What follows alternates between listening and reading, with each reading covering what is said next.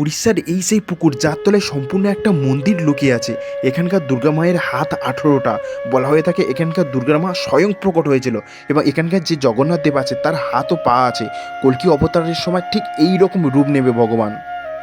রাধে রাধে বন্ধুরা, আমাদের জার্নিটা শুরু হয়েছিল উড়িষ্যার খিরচরা গোপীনাথ মন্দির দর্শনের উদ্দেশ্যে। তো আমরা হাওড়া থেকে ট্রেন ধরে আমরা উড়িষ্যার বালেশ্বরে নামবো। তো যাওয়ার পথে কত নদী, কত গ্রাম, কত সুন্দর পরিবেশ উপভোগ করে করে আমরা বালেশ্বরে নেমেছি।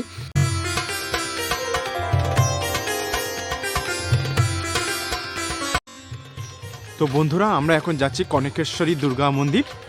তো আমি ওইখানে উড়িষ্যায় সব কিছু তো জানা নেই, তো এখানকার লোকেদের জিজ্ঞাসা করে যাচ্ছি। তো ওখানে গিয়ে আমি পৌঁছে গিয়ে আরও সব কিছু তোমাদেরকে দেখাচ্ছি এবং বলছি ওখানকার সম্বন্ধে। এই কনকেশ্বরী মন্দিরের সম্বন্ধে অনেক কিছুই শুনেছি, তো এই একটা কিভাবে বলবো, কারণ এখানে এত কিছু নতুন নতুন জিনিসের সম্বন্ধে লোকেরা বললো।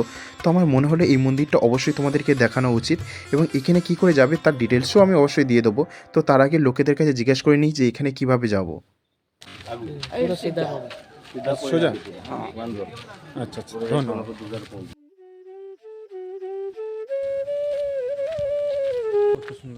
এবার এইদিকে কনকেশ্বরী দুর্গা মন্দিরটা কোন দিকে? কনকেশ্বরী দুর্গা মন্দির, আচ্ছা আচ্ছা, ওইটা এসে গেছি প্রায়। দেখো আমরা চলে এসেছি, তো মন্দিরের কাছেই চলে এসেছি। ওই ওই ওই দেখা যাচ্ছে মন্দিরটা, ওই দিকে যে সাদা মতো টেম্পল দেখা যাচ্ছে ওটা হচ্ছে কনকেশ্বরী দুর্গা মন্দির। আর ও চারপাশ থেকে যা ঠিক এইরকমই রাস্তা, একটু হালকা হালকা পাওয়ার মতো আছে। তো চলো গিয়ে দেখি কি অবস্থা। শুনেছিলাম এখানকার যে পুকুরটা আছে সেই পুকুরের ওখানেই নাকি ওই মন্দিরটা ডুবে থাকে এবং একটা টাইম পরে ওই মন্দিরটা দেখা যায়। তো জানি না, ওখান থেকে একটা টেম্পল দেখা যাচ্ছে। তো চলো ওখানে গিয়ে দেখি, ওখানকার লোকের কাছ থেকে জিজ্ঞাসা করলেই বোঝা যাবে।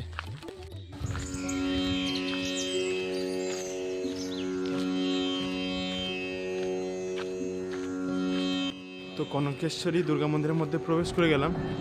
এই দিকটা বোধহয় মেন গেট নয়, এই দিকটা গেটটা মেন গেট না, অন্যদিকে ওর থেকে আসতে হবে। তো যাই হোক, ভিতরে তো চলে এসেছি, দেখি এখানকার কী অবস্থা। এখানকার যে দুর্গা মায়ের মূর্তিটা আছে সেটা 20 হাতের দুর্গা মায়ের মন্দির, এমন তো শুনলাম। তো দেখি, এটা দেখে তো মনে হচ্ছে এখানে আগে যজ্ঞ হতো, যেটার এখন অবস্থা খুবই খারাপ।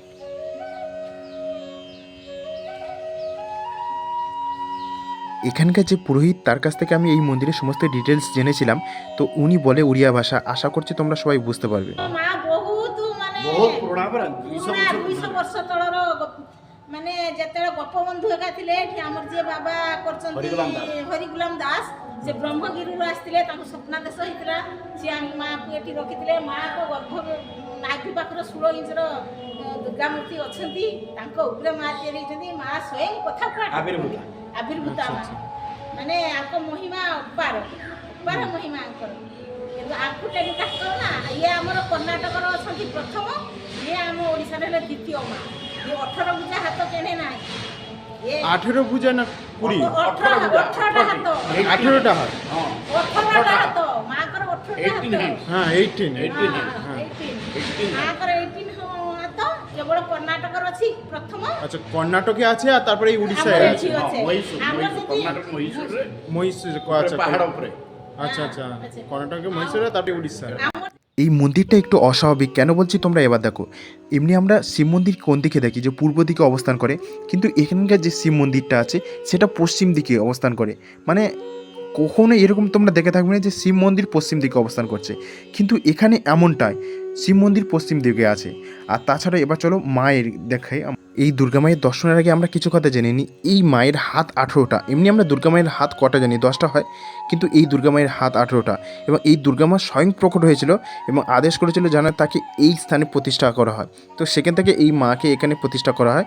এবং আমরা দুর্গা ঠাকুর তো এত পূজা করি কলকাতায়, কিন্তু আমরা কোথাও দেখিনি যে দুর্গা মায়ের 18টা হাত আছে।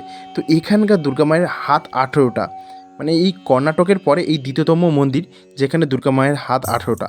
আরও একটা অবাক করার বিষয় আছে, এখানকার যে জগন্নাথ দেবের মূর্তি আছে সেই জগন্নাথ দেবের মানে হাত পা আছে। তোমরা ভাবো যে জগন্নাথ দেবের কখনো কোথাও হাত পা দেখেছো? এই মন্দিরে হাত পা করা আছে এবং বলা হয়ে থাকে যখন বিষ্ণুদেব কল্কি অবতার নেবে তখন ঠিক এই প্রকারের হাত পা থাকবে। সেই জন্য এখানকার যে জগন্নাথ দেব তার হাত পা করা আছে, এই অবস্থায় সে জন্মাবে। প্রভু বলছি, কল্কি অবতার জগন্নাথ বলতে মানে কল্কি যখন অবতার নেবে তখন এই জগন্নাথের এই রূপ থাকবে? এই যখন আচ্ছা, এই রকমই থাকবে।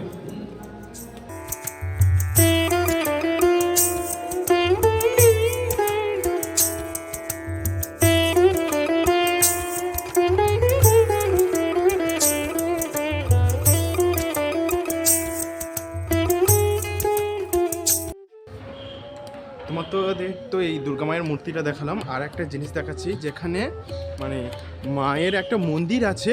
মন্দিরটা আছে মানে জলের তলায়, এই জায়গাটা জলের তলায় মন্দিরটা আছে। এবং যখন মানে কি একটা সময় পূজা দেওয়া হয় সেই মন্দিরটা নাকি চূড়া দেখা যায় যখন একটু জল শুকিয়ে যায়, মানে সেই ঘাটে আমি নিয়ে যাচ্ছি। মানে এই হচ্ছে সেই ঘাট, মানে যেখানে হচ্ছে এর তলায় মানে মন্দিরটা আছে।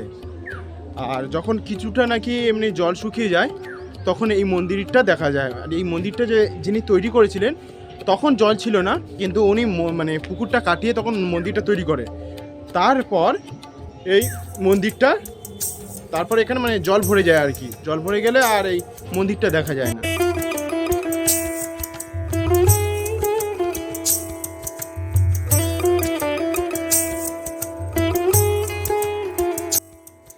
এই হচ্ছে সেই মন্দির যেটা জলের তলায় থাকে এবং এই জলটা এখানকার লোকেরা খুব পবিত্র হিসাবে মানে। তো এখানকার ইউরিয়া ভাষা সব কিছু তোমাদেরকে বললো, আমি জানি না তোমরা কতটুকু বুঝতে পারলে। সত্যি কথা বলতে কি আমিও অনেক কিছুই বুঝতে পারিনি।